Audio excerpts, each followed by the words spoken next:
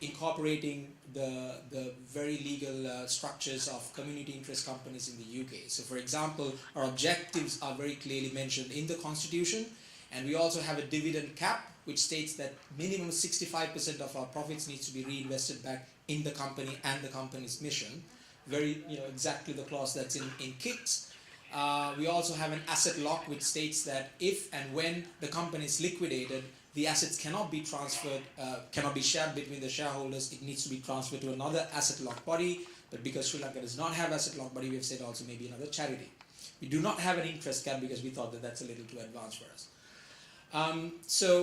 What we do 4 things: organize, support, measure, and reward.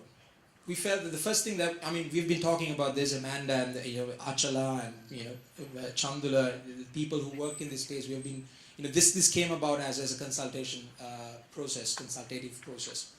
So, Lakshman, we have done a lot of work in this space already. If you type social enterprise in Sri Lanka, you'll see a lot of work that we've done already.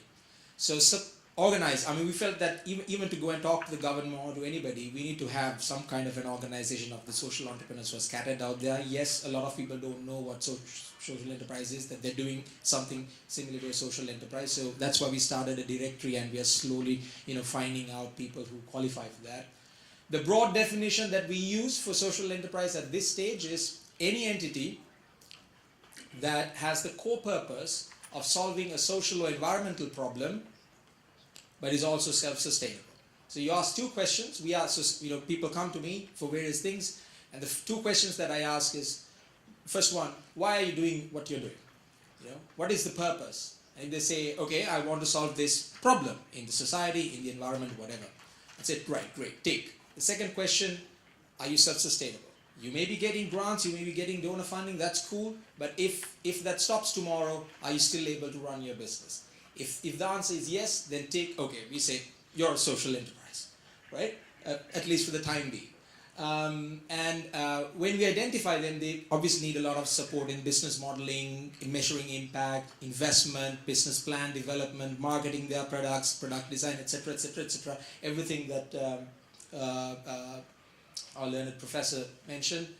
So we fulfill those requirements through some of our own products. We have our own custom design workshops, public and also specific. We also do it in partnership with other social enterprises who bring down experts from elsewhere. So we provide these support services. In fact, what you're seeing here is a group of women in Batikalo, off Batikalo, Korale Pattu, off Pasikuda, Kalkuda, and we have been developing them, and we've already developed a business plan, and they pitched that business plan, and they've already got 1.2 million of investment for their first year of work. In fact, we have some of the investors in the audience who will be speaking later. So we do like real business, okay? And the third one we do is we measure. There's no point in talking about social enterprise if we are not scientifically measuring impact. So we help social enterprises to measure, and we do that through training. But the reality is a lot of social entrepreneurs don't really measure that scientifically yet, even the ones who sort of self-identify themselves as social enterprise. So we have a long way to go. And the fourth one is reward. When we measure, we obviously need to reward them, encourage them, motivate them. So that's why we will be having the very first Social Enterprise Awards program starting from this year.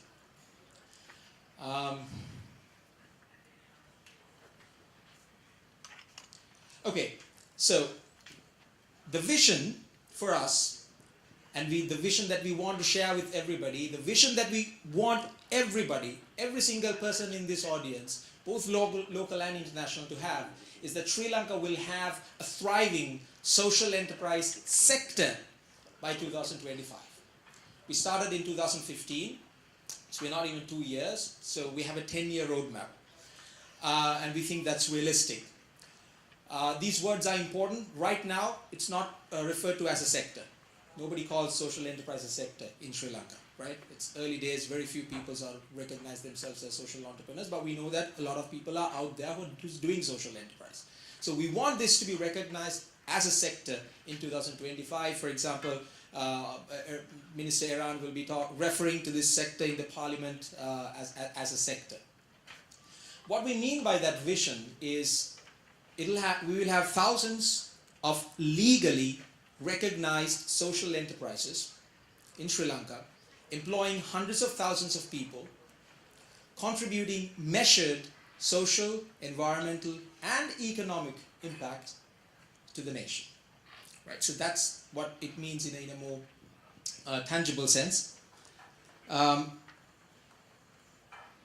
Now, a great way to think about ecosystem is to think, what will the ecosystem look like? And as much as I and we blame the British for our current plight, but I also believe that we can learn a lot from the UK. There's a lot to offer, and social enterprise is definitely something that down that line. So, what kind of policy and financial instruments would we have in a good ecosystem in Sri Lanka? We would have an act of parliament, right? And it's so encouraging to hear the minister saying that, okay, now get on with it. And we are definitely going to get on with it and start working on that act. It'll take maybe 2-3 years for that to happen, but we need to start. So we will have something like Social Value Act, or something that recognizes social enterprises for who they are, and then we'll have to come into definition, Amanda. We cannot have that broad spectrum, right? We will have to come to a more stringent definition when we come to that. We will have large funding schemes. Peter mentioned big society capital. So we will have large funding schemes. I know a lot of bankers are here today, and which is really good. Please talk to us during the breaks. The funding. Our banks have trapped money, and what we need to do is have a scheme like Big Society Capital to mobilize this money to support social entrepreneurs.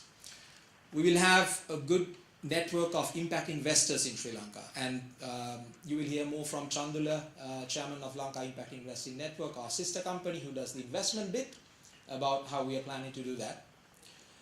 We will have financial instruments like social bonds, where the central bank possibly would issue bonds in return of actual measured social impact. And the dream for Social Enterprise Lanka is eventually to have a social stock exchange. This crude directory that we have right now online, where we list down social entrepreneurs. It's very crude, and we hope to sort of develop it in partnership with Good Markets' new platform. Will eventually would have developed into a proper social stock exchange like what they have in Canada and the UK and elsewhere. And I'm all for tax deductions and exemptions for social entrepreneurs, specifically for their measured return of impact. Now, I talk a lot about social enterprise. Wherever I go, that's what I do. I'm an evangelist of social enterprise. But the truth is, it's really hard to convince the current leadership. Not everybody, but a lot of people don't get this new economy. So if you really, really want to make a change in how we do business in Sri Lanka and how we do our everyday living, we need to start changing how we educate our children. There's no question about it. We can only make this change if we change the new generation. And that is why it is so important for us at Social Enterprise Lanka to embed social entrepreneurship into the education system. Right? And we've already started, Open University is here today, we've already started, we will be starting a new course for social entrepreneurs in the universities. But we also need to have, you mentioned young entrepreneurs, and in fact I just want to mention something that you mentioned, the word graduate entrepreneurship, and Keith, the British Council should be proud of hearing graduate entrepreneurship on that scale, because it was the British Council, and through my work starting from 2008, that first started graduate entrepreneurship movement with a lot of activities, including a reality TV show.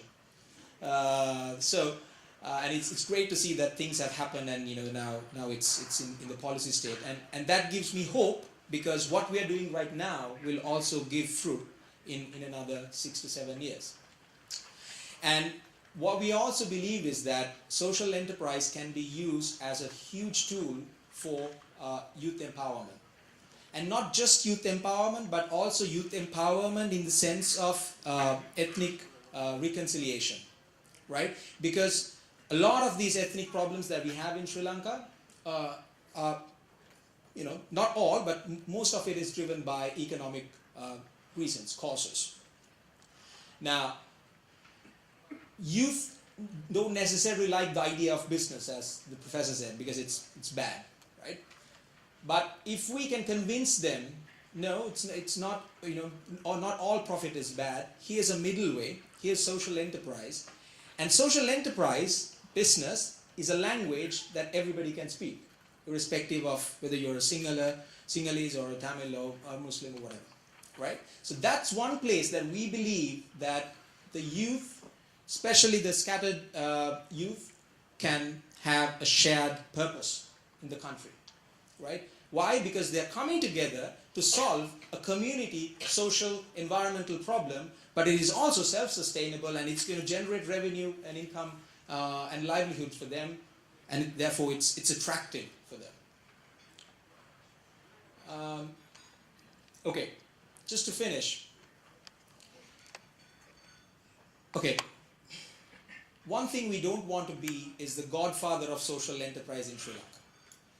What we mean by that is, you know how things can happen, right? It was, social enterprise, Lanka is doing that, so we don't want to do that, right? If we are not doing it, we're not going to do it anyway, right?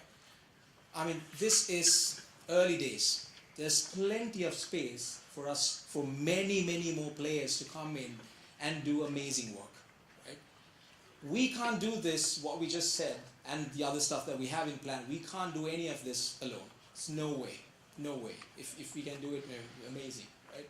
The only way we can achieve this vision is if we work together, if we collaborate, right? But again, only if we all have the same vision, so that we can work towards that vision, right? And different people can do different bits and pieces. That's great, but as long as we're all sort of working together towards one direction. So the need of the hour is that we collaborate. We work together. We have a shared purpose, a shared vision of creating a thriving social enterprise sector in Sri Lanka. Please visit our website. Please follow us on our Facebook and on our Twitter. And I think I'll stop now and go into more discussion. Thank you.